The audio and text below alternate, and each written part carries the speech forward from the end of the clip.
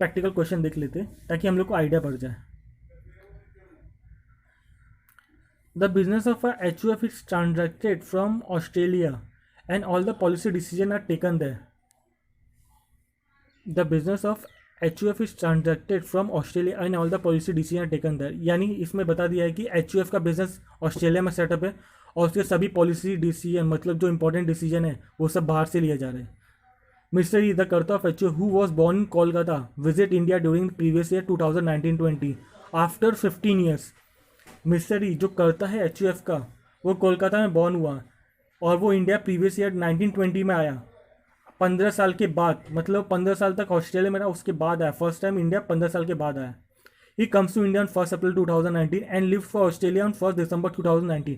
Determine the residential status of mister E and the H U F for assessment year 2020-21। अभी हम लोग को पता है आगे क्या करना है, तो आप सोल्यूशन देख लेते हैं। During the previous year 2019-20 mister E has stayed in India for 245 days, that is अभी हम लोग को डेज कैलकुलेट करना पड़ेगा, जिस दिन से आया उसका अराइवल और डिपार्चर डेट दोनों इंक्लूडेड होगा, ठीक है। तो 1 अप्रैल 2019 को आया, कब तक रहा 1 दिसंबर 2019, यानी अप्रैल का 30 डेज, मई का 31 डेज, जून का 30 डेज, जुलाई का 31 डेज, अगस्त का 31 डेज, सितंबर का 30 डेज, अक्टूबर का 31 डेज, नवंबर का 30 डेज और दिसंबर 1 दिसंबर जो बाहर चले गया वो भी काउंट होगा, तो वो उसका डेट टोटल मिला के 245 डेज वो इंडिया में स्टे हुआ। Therefore he is a resident, क्योंकि वो 182 डेज जो कंडीशन वाला है वो फुलफिल कर चुका है, पहला कंडीशन, अभी रेसिडेंट हो गया, मान गया। However, since he has come to India after 15 years, he does not satisfy any of the condition for being ordinary resident. अब जैसा जो एडिशनल कंडीशन था रेसिडेंट एंड ऑर्डिनरी रेसिडेंट के लिए, जो any 2 out of 10 previous year उसको resident in India होना पड़ेगा और टोटल 730 डेज इंडिया में प्रेजेंट होना पड़ेगा प्रीवियस 7 ईयर्स के लिए। अभी इसको सेटिस्फाई तो होगा नहीं, क्योंकि ये टोटली 15 ईयर्स बाद इंडिया में है, तो 10 ईयर्स तक ही था हमारा रेंज और 7 ईयर्स तक था, तो ये तो फुलफिल नहीं हो रहा है, ये दोनों कंडीशन फुलफिल नहीं कर रहा है। Therefore he is a resident but not ordinary resident. Therefore the residential status of mister E for the previous year 1920 is resident but not ordinary resident. अभी सेकंड कंडीशन है एच यू एफ का देखना बाकी है। तो since the business of H U F is transacted from Australia and nothing is mention regarding control and management, it is assumed that the control and management is also situated outside India.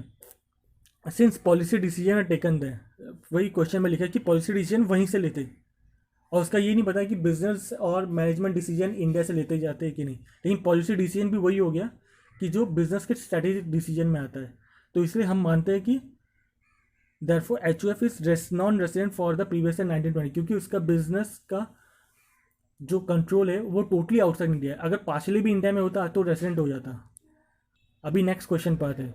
From the following particulars of income furnished by mister Anirudh pertaining to the year ended 31 March 2020, compute the total income for the assessment year 2020-21। He is a resident and ordinary resident, resident but not ordinary resident, non resident. अभी mister Anirudh है उसका income दिया है और हमें determine करना है तीनों कंडीशन में कि अगर उसका स्टेटस अगर रेसिडेंट और ऑर्डिनरी रेसिडेंट होता तो टोटल इनकम कितना होता, और resident but non ordinary resident होता तो टोटल इनकम कितना होता, नॉन रेसिडेंट पे टोटल इनकम कितना होता। तो हम लोग यहीं से देख लेते, समझ जाएंगे, इसके बाद सोल्यूशन देखेंगे। तो पहले short term capital gains on sale of shares in an Indian company received in Germany. देखिए इनकम ड्यू और अराइज कहीं से भी किसी भी पर्पज से इंडिया में हो रहा है। अब ये क्या है, short term capital gain on sale of shares in Indian company. अब वो उस इंडियन कंपनी है, उसको इंडियन कंपनी का शेयर सेल होने के बाद शॉर्ट टर्म कैपिटल गेन्स मिला है, भले इसको बाहर जर्मनी में रिसीव हुआ है, लेकिन पैसा किधर से जनरेट हुआ, इंडिया से। तो ये 15,000 तीनों को टैक्सेबल होगा, यानी resident ordinary resident, resident but और ऑर्डिनरी रेसिडेंट और नॉन रेसिडेंट तीनों को टैक्सेबल होगा, क्योंकि इसका सोर्स इंडिया का है। Dividend from a Japanese company received in Japan. अभी देखिए डिविडेंड मिल रहा है लेकिन जापानीज कंपनी से, जो फॉरेन कंपनी है, और जापानीज कंपनी से पैसा मिला है जापान में ही, तो अभी इसका टैक्सेशन कैसे है, टोटल 10,000 है, तो ये जापानीज कंपनी का डिविडेंड है और रिसीव भी जापानीज में हो रहा है, जापान में हो रहा है। तो पहले वाले को रेसिडेंट और नहीं रेसिडेंट वाले को तो ग्लोबल इनकम टैक्सेशन है, मतलब उसको हर कहीं से ही पैसा मिले सब जगह पे टैक्स ही लगेगा। पहले वाले में आ जाएगा 10,000। सेकंड वाला जो resident and not ordinary resident है उसके लिए कि ये हमें यहाँ पे लिखा नहीं दिया है कि उसको बाहर से जो पैसा जनरेट हुआ है वो इंडिया में आ रहा है कि नहीं, तो हम लोग यही मानेंगे कि इंडिया में नहीं आ रहा है, क्योंकि इसमें कुछ लिखा ही नहीं है। तो इसलिए इसको टैक्सेबल नहीं होगा। थर्ड वाला जो नॉन रेसिडेंट उसको टैक्सेबल नहीं होगा क्योंकि वो तो इंडिया में जनरेट ही नहीं हुआ है, ठीक है। तो सेकंड वाले में सिर्फ पहले वाले को टैक्सेबल होगा। Rent from property in London is deposited in a bank in London later on remitted to India through approve banking channels. तो इसमें हमें रेंट मिल रहा है, कहाँ पे प्रॉपर्टी सिचुएटेड है, लंदन में, और डिपॉजिट भी लंदन में ही हुआ, लेकिन लेटर ऑन मतलब बाद में इंडिया में हमें मिल गया और 75,000। देखो ये इनकम फ्रॉम हाउस प्रॉपर्टी है। पहला वाला जो है हमारा रेसिडेंट ऑर्डिनरी रेसिडेंट, उसको तो वर्ल्ड इनकम टैक्सेबल है। अभी इनकम फ्रॉम हाउस प्रॉपर्टी में मैंने बताया था कि हमें 30% NAV पे डिडक्शन मिलता है, यानी 30% नेट एसेट वैल्यू पे डिडक्शन मिलता है। तो ये 75,000 हम लोग इसको कुछ और तो दिया नहीं इसके बारे में, fair rent, municipal rent, standard rent, actual rent receivable, तो हम लोग इसको क्या मानेंगे, सीधा GAV मान लेंगे, ग्रॉस एनुअल वैल्यू। अब इसमें म्यूनसिपल रेंट भी नहीं दिया है, म्यूनसिपल टैक्सेस भी नहीं दिया है, तो हम लोग कुछ डिडक्ट करेंगे नहीं, तो ये नेट एनुअल वैल्यू हो जाएगा और उसके ऊपर 30% डिडक्शन मिलेगा। 30% डिडक्शन मिलेगा तो इससे 30% लेस हो जाएगा पहले वाले के लिए, तो जो रिमाइंडर 52,500 वही टैक्सेबल होगा पहले वाले के लिए।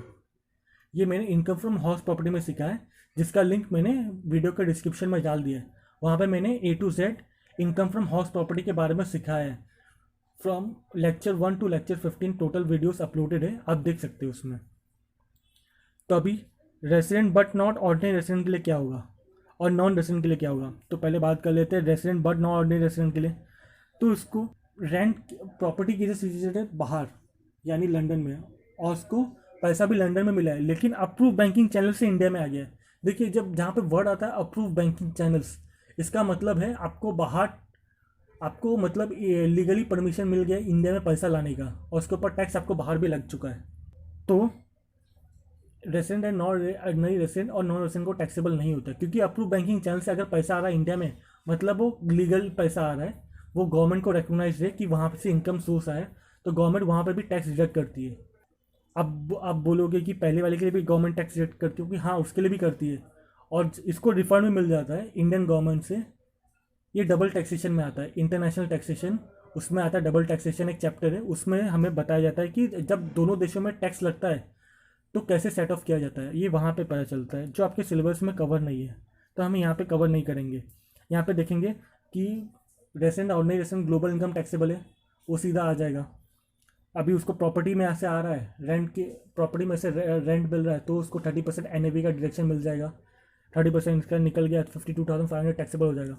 और जहाँ पे बाकी के लिए अप्रूव बैंकिंग चैनल से, वो दोनों के लिए ज़ीरो हो जाएगा टैक्सेबल अमाउंट। अभी dividend from RP limited and Indian company, अभी देखिए Indian company RP limited dividend उससे मिल रहा है। अभी डिविडेंड का कॉन्सेप्ट सब बताता हूँ।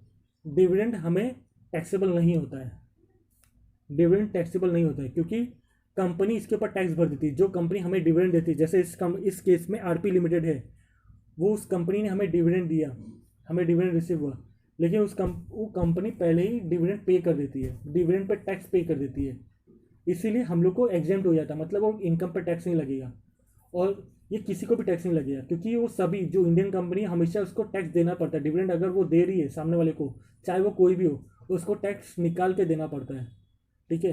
तो इसीलिए जो इंडियन कंपनी से डिविडेंड मिलता है वो एग्जेम्प्ट रहता है। हालांकि ये रूल अभी 2020 में चेंज हो गया है, लेकिन आपके सिलेबस के लिए चेंज नहीं हुआ है, तो इसीलिए अगर डिविडेंड फ्रॉम इंडियन कंपनी होगा तो आपको एग्जेम्प्ट रहेगा, भले तीनों के लिए। और डिविडेंड फ्रॉम फॉरेन कंपनी, जो इंडियन कंपनी नहीं उससे डिविडेंड मिलेगा तो टैक्सेबल है, ठीक है। तो RP लिमिटेड इंडियन कंपनी, ये तीनों के लिए एग्जेम्प्ट हो जाएगा। अभी agriculture income from land in Gujarat, अभी देखिए एग्रीकल्चर इनकम हो रहा है कहाँ से, गुजरात से। एग्रीकल्चर इनकम एग्जेम्प्ट है, ये पहली बात मान ली। खेती बाड़ी पे पैसा नहीं लगेगा, मतलब टैक्स नहीं लगेगा, ये गवर्नमेंट ने फैसिलिटी चालू की है, तो यहाँ पे हमें टैक्स नहीं लगा है किसी में भी। Agriculture income, dividend from Indian company taxable नहीं है, ठीक है। तो 6,000 और 25,000 तीनों के लिए टैक्सेबल नहीं है। अभी टोटल इनकम कर लेते हैं हम लोग, तो आप इधर सोल्यूशन देख सकते हैं कि हमारा सब सही आया है।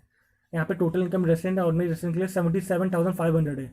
वही अगर इसका status resident but not ordinary resident होता तो 15,000, नॉन रेसिडेंट होता तो 15,000 इनकम लगता। Notes, it has been assumed that the rental income is the gross annual value of the property, वही मैंने जो आपको बताया कि रेंटल इनकम जो आ रहा है उसको जेवी मान लिया गया है, यानी gross annual value of property. Therefore deduction at that 30% under section 24A has been provided and the net income so computed is taken into account for determine total income of resident and ordinary resident.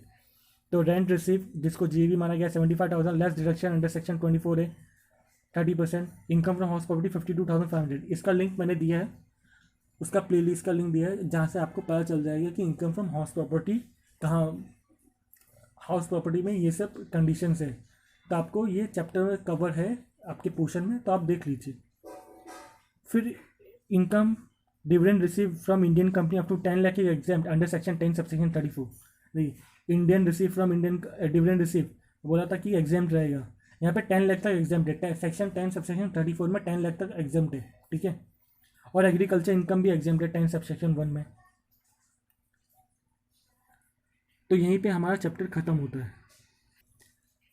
आगे मैं और भी practical questions डालूंगा जिससे आपको थोड़ी मदद मिल सके कि क्या है आगे। मतलब अभी हमने एक ही दो सम किया है क्योंकि मेरे को थियोरी और प्रैक्टिकल दोनों सिखाना था, इसलिए मैंने एक ही दो सम किया है। आगे मैं और भी सम्स डालूंगा प्रैक्टिकल सम, जहाँ पे आपको क्लैरिटी मिलेगी कि कौन सा इनकम कहाँ पे टैक्सेबल हो रहा है, क्या हो रहा है। जो मैंने सीखा है आपको पता चल जाएगा।